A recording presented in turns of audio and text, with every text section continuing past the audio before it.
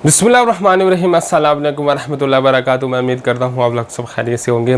तो यूके वाले आजकल क्या कर रहे हैं कि बहुत ज़्यादा डिले कर रहे हैं और बहुत ज़्यादा डिले प्रोसेसिंग टाइम से रिलेटेड डिले कर रहे हैं, लोगों को बड़ा फ्रस्ट्रेट कर रहे हैं। लोग जब फ्रस्ट्रेट हो जाते हैं और डिलेनेस की वजह से बड़ा परेशान होते हैं, वो पेड इंक्वायरी की तरफ जाते हैं। तो पेड इंक्वायरी में भी यही आता है कि अभी आपको वेट करना पड़ेगा।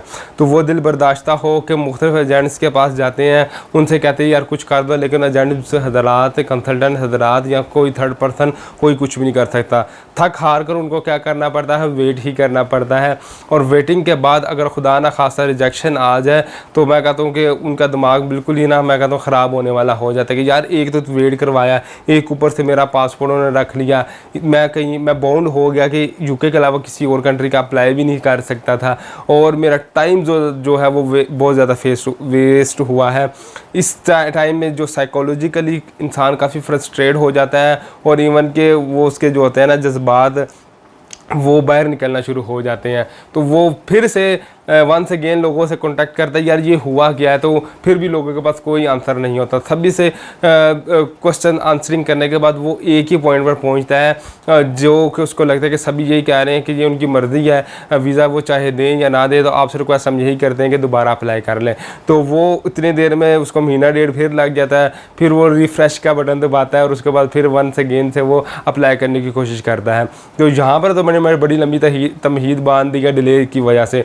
तो यहाँ पर एक और मैं अर्थ करने जा रहा हूँ कि आजकल जिन लोगों के डिसीजंस आने थे, लोगों के डिसीजंस आए हैं, बट ज़्यादातर जिन लोगों के रिजेक्शंस आए हैं, तो बड़ी इंटरेस्टिंग ये सूरत आ रही है कि यूके वालों ने जिन लोगों को डिले करके डिसीजंस दिए हैं और रिजेक्शंस लगाई हैं, तो उससे पहले सबसे पहले उन्होंने माफ़ी मांगी है। माफ़ी क्या मांगी है कि हम आपसे माफ़ी मांगते हैं कि डिलेनेस हुआ है, पूरी रीज़न उन्होंने दिया क्यों डिले हुए हैं, और वो ये भी कहते हैं कि हमें पता है कि आपके जज्बात क्या हैं। ये यहाँ तक तो चीज़ें ठीक होती हैं। उसके बाद नीचे जो है रिजेक्शंस के जब वो चीज़ें देखता है तो उसका उस टाइम फिर से दिमाग ख़राब हो जाता है एप्लीकेंट का। तो यहाँ पर मैं आपसे अर्ज़ करने जा रहा हूँ कि डिसीजंस आजकल जिन लोगों को आ रहे हैं जो रिलेटेड टू ऑब्जेक्शन या रिजेक्शंस की तरफ से, तो वहाँ पर सबसे पहले वो एक्सक्यूज़ कर रहे हैं, अपनी माजरत मांग रहे हैं, माफ़ी मांगने के डिले हो रहे हैं चीज़ें।